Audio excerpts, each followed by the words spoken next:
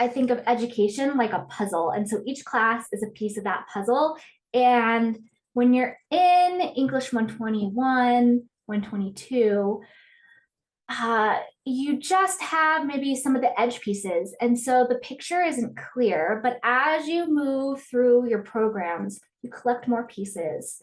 And by the end, we hope that you can see the big picture of the importance of all the pieces that you've gathered throughout your time at the university.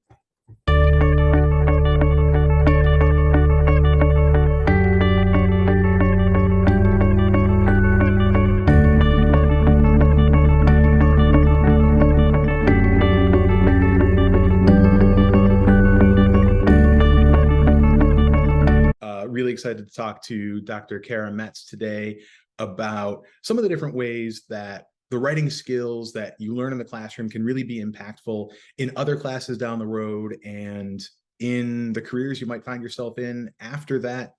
Cara, thanks for joining us. Thank you for having me. I'm very excited to talk about writing and how important it is, not just through our program, but as you move beyond the program too. So. Can you tell me a little bit? So what do you do here at UAGC? What are the programs and classes that you're involved with? Oh, yes. So I am the program lead for the Health and Human Services. So that's mainly where I teach. Um, so we have several classes that are just within our program, but we also have classes that you'll take from other programs to really round out your education. But right now, I just redeveloped the Cultural Awareness and Health and Human Services course, and I'm really actually enjoying teaching that class because it's fun and exciting. There's, a little different formatting than having assignments every week. There's a big project that you have to do on the end about advocacy. But it's just a really fun class, and I'm just seeing students grow and develop so much from what they're learning. It's just really fantastic to see. That's cool. I feel like whenever I hear the names of classes, I'm always like, wow, it sounds so interesting and impressive. But then I'm always kind of like, what do you do with that? So, I mean, what are students who are in your major? Like, what are they going to do as a career? Like, I mean, I know you can't say entirely, but like, what types of career fields are they going into? A lot of people will probably go into caseworking or maybe doing some administrative work within human services. But this is also a great jumping start if you get to a place that you want to do more. So with health and human services, you qualify for doing like case management. You can do it with mental health, physical health, helping out nurses. But if you decide to move forward into a master's program, you can look into counseling, social work, marriage and family counseling. So it really is opened so many doors, and the skills that you learn in human services can be used, I think, really in any profession that you're going to choose. So even if you don't stay within the health and human services, some of those soft skills like uh, some of the soft skills like empathy, confrontation, those types of things that you'll be learning throughout the program, you can really put into place in anything. If you go into business, if you go into case management, if you go into human services and you want to do community development, there's just the skills that you learn can really be very versatile and wherever you choose to land. That's awesome. I mean, I feel like one of the cool things about a major, especially the majors we offer here, is that you're getting the skill set, right? And there's a career you could do with that, but you could use it as a ladder to do other things later on, and you can plug those skills into a variety of different things. I think that's super cool. I and it just sounds super rewarding. I mean, this career field especially just sounds like one of those where you really have a chance to, bring your own empathy to the fore, really give back and really help people. Yeah, I could talk about this all day, but I got to ask you about some of the writing skills, maybe especially like if you could think about some of the different types of projects or assignments that are coming up in some of these classes. What are the writing skills that you really find your students needing to bring? Well, obviously, we need basic writing skills. Those are the foundation of what we do. And you'd be surprised. So, we have projects, we have research papers, but we all need to know APA. And this is really important because we want writing, as you know, is happens on a learning curve. I consider it an art form. And so you have to practice to get better and better at it. And I really see that throughout the program. And once you start to get further in the program, you'll do things like when you're applying research to projects. I mentioned I was teaching a cultural awareness class. The final project is doing an advocacy project for a cultural group. And so it's not just about the advocacy project, but it's also about researching the group that you're going to be looking at. And that means that you have to cite your sources to really back up and give a firm foundation to what you're writing about. Yeah. And that's a skill that you take beyond these classes, because when you get into the field, you might be writing for grants, which you're going to have to do a lot of research for. If you're developing treatment plans, you've got to do evidence-based practice. So you're doing research for it. You might have to use APA. So you're going to be writing to doctors and lawyers and judges. And so the point of the program is to really build up those writing skills to get you prepared for writing within the field. So all the things that you're learning in this writing class can be so applicable down the road, and they just provide a phenomenal foundation for what you're going to be doing throughout the rest of the program. Yeah, I love that. I mean, the idea, so in English 122 especially, we talk a lot about research. And I feel like because it's an introductory research class, it just kind of seems like, okay, I've got to find an article to support my opinion here, to support what I'm trying to say. But research, the skills we're learning, and it's not just English 122, it goes back to 121, it's in Gen 103. That research skill informs the writing that you're doing, whether it's a report. I mean, you talked about research reports, but you're also talking about research for different cases you might need to make to different people. Describing this advocacy group, that sounds like a cool assignment. So like research, I mean, it becomes this whole different skill set when you apply it differently. And that, it sounds like you guys are doing a lot of that in these later classes in your major. Absolutely. Yeah. And learning how to use that research to support Right. your own writing. So you want to be a strong writer, and then so that it makes sense. You don't want to be using a lot of quotes. You want to be able to put the ideas in your own words. So being a strong writer, being able to put those ideas together, really understand what you're reading. And then when you put that citation at the end, that research citation at the end, it really just elevates what you're doing. Right.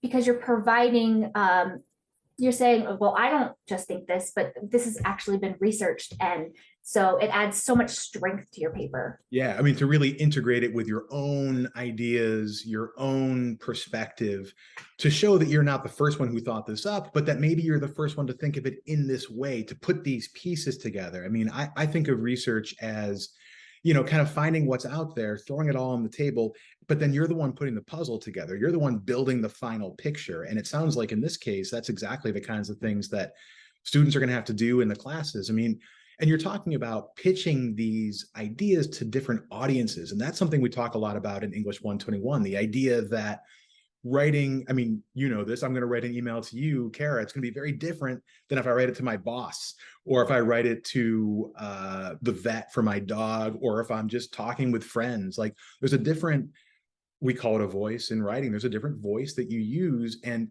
you're asking students to be pretty savvy in how they distinguish between, okay, here's a judge who doesn't want to hear what you have to say. Here's a person. I mean, that's a really tough kind of hill, I think, for students to get over. Absolutely. And so, learning how to concisely create a story, something that really has this great flow. Again, that's hard to do, but that's what these classes are trying to prepare you to do, is really not only doing the research part, but having the flow, having just an easy read for whoever that you are presenting it to can be really great, but not so easy that it seems elementary, but that you know what you're talking about. You're Yeah. also writing notes for if you're seeing clients, you're writing notes, and you, although our notes are confidential, you never know if they're going to get called into a courtroom and who will look at them. So, again, having those strong writing skills really backs up professionalism and speaks to uh, what a wonderful and knowledgeable human service worker that you are. And so in our classes, this is what we're trying to build up is being able to write with a good flow, write the facts concisely, so that when you get out into the field, you can just hit the ground running. You've got the skill set. I mean, we talk about essay structure, paragraph structure. You're Mhm. talking about, again, taking that to another level, because maybe this note that you have to write isn't a 5 paragraph essay, right? So, but you still have to think about, okay, how am I going to introduce what I want to say here? How am I going to bring it home so that the people who are reading this really understand? Um, and I'm sure, I mean, this kind of gets away from stuff you're doing in the classroom to another question I want to ask you. Like, can you kind of see what types of writing people use in the workforce in these fields? And I feel like there's probably, like, in addition to the things we've been talking about, there's probably legality involved too, right? Like, you have to make sure you say that you checked this or did this or didn't check this or whatever. It's a question of painting that picture, and I love that idea of like telling the story. um, and I hate to say it in this way, but almost like you're covering yourself too, right? You need to make sure that you're being ethical. You need to make sure that you're showing that you've done your job. Absolutely, absolutely. There's like a sweet spot of writing. Just like when you have papers, we give you a page limit, and you might be the person that goes under, or you might be the person that goes over.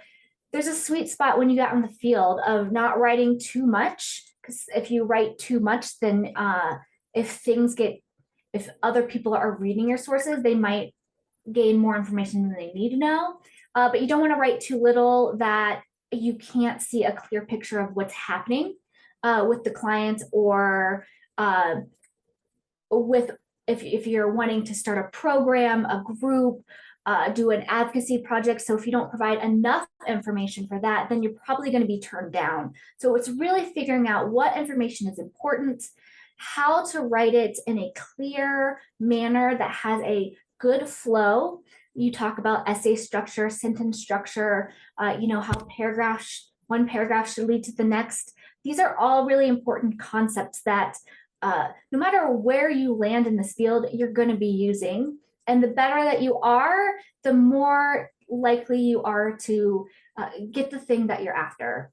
Yeah, yeah. I mean, and this isn't even just about getting the job. You're talking about having success once you've gotten the job, and I think Ah, that's so crucial.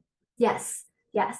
That's why we have so much writing in the program. Even if like I said, even if we have projects that you're doing, you're still uh, doing the research, you're still having to write a story that then creates the need for the project that you're doing. Yeah, I want to talk about this story because you've mentioned that a couple of times, and I really, I feel like, but when you talk about story, you're talking about this sort of picture with words that you're creating, and I think it's interesting. A lot of times, I'll tell students, okay, you've got to write concise, and I don't mean short. Sometimes you've got to add a little more language, a few more words to really create that picture. But I feel like you're also talking about, you don't want to overdo it, you don't want to be flowery. So, I mean, not to put you on the spot, but is there anything you've learned about how to talk to students about this, or in your own experience in the field, like about how to really hit that sweet spot of telling the story, garnering empathy for the situation, the case, whatever, but not going too far? I mean, I don't know. Is there like a hack for that, or is it just something you figure out day by day? I think it's something that you figure out day to day. Most likely, you want to look at something and say, well, is this necessary to create a clear picture? does this information take away too much from what I'm trying to say? Like I said, you'll be doing notes. So like, is this important information to, if this note got out, for anybody to read? And you can kind of think about that when you're writing your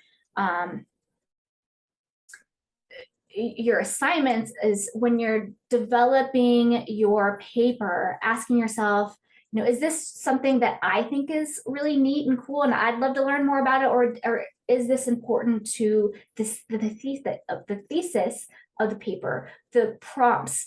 So that's kind of how I think about it, and I try to work with students also by, if they have too much talking about, like, well, why is this important? Or you could rewrite your sentence in this way, get to the same point, and not have all these extra words, because sometimes those extra words can confuse what you're saying and it gets lost. And we don't want your message to get lost in the writing.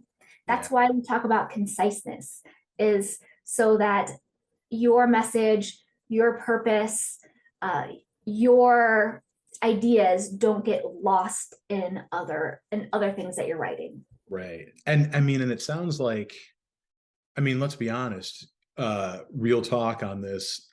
When you're in the field working on your case notes at the end of the day, trying to get out by 4:30 or 5 o'clock, you're not proofreading them, right? Like, you're not sitting there going over them again. And I tell my students, before you turn your paper in, read it out loud, because you're going to hear the mistakes, right? Go over it, go over it.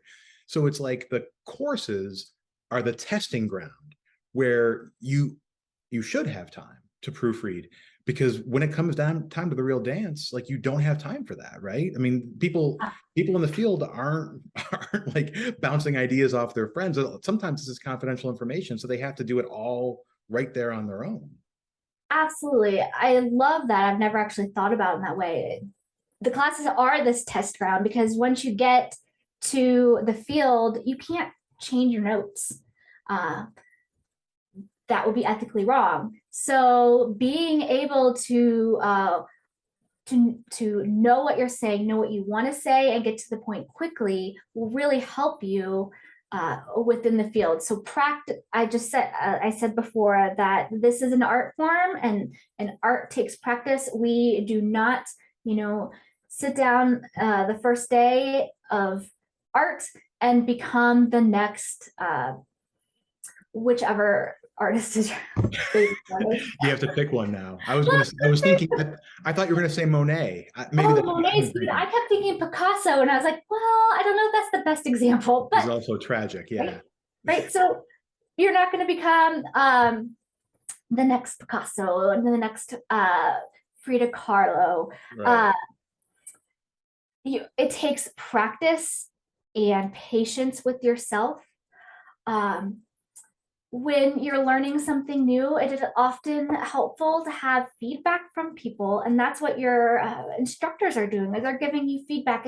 It sounds harsh sometimes, and it's hard to read because you spent a lot of time on this paper and you're really proud of it. But by reading that feedback and applying it, you're going to get better and better and better, so that by the time you graduate, you have these strong skills that are going to make you an amazing human service worker, and not just in the work you do with your client, but also all that background information, all that background stuff you have to do. It's like half your job. Man, I love hearing all of these, because, in the classroom, we're in English 121, we're in English 122, we're learning these skills, and you have a really positive view of things. You're talking about students who are spending so much time on their paper and they feel really proud of it. I feel like the reality sometimes is students struggling to get these papers in at the last minute, and you don't have the time you want to really put into it. But maybe part of that is because you're looking at English 121 and you're thinking, oh, this is an assignment for college. I can get a B, I can get a C. Mm-hmm. But you're talking about, writing these notes, for example, or things that go into a court case. This is someone's life. This isn't something where you can kind of just dash it off on your lunch hour. This is something that's going to really have an effect on somebody's life. Things could go one way or the other. So putting your all into it, I mean, this is where it really becomes real, right? Again, we can have assignments in a class, but it's preparing you with these skills to really get out there and make a difference. And I just feel like that's really powerful to hear that message come through, that, it's not just about, it's an A, it's a B, it's a C. Okay, it's a deadline. Those are important things, but, just imagining things going some way or another for someone's healthcare, for someone's, for things that are going on in their lives, it's just really powerful. Yes, and writing is a powerful tool in the human services. So all the practice that you can get within your classes is just so important. And so my advice to students, it's hard. I will tell you, after I graduated, I wrote some notes and I got a lot of feedback on everything that I did wrong. And there were a lot of tears going into that. And so if you are in class, no, it is tough to read that feedback, but it's there to help with your writing, and it's there to help with your formulation of your ideas to really strengthen those amazing things that you're putting in your paper, so that you can carry that with you as you move forward. And really, you can create some phenomenal cases for your clients. You can create some phenomenal cases for advocacy or programs that you want to create. So, reading that feedback, trying to put it in place, it's going to feel awkward at first, because academic writing isn't what we normally do, but it's something that you're going to do for the rest of your careers. So living with some of that ickiness, some of that uncomfortableness is really important. And you will find that after a few classes, you will really have a lot of these skills down and just be able to move forward quickly.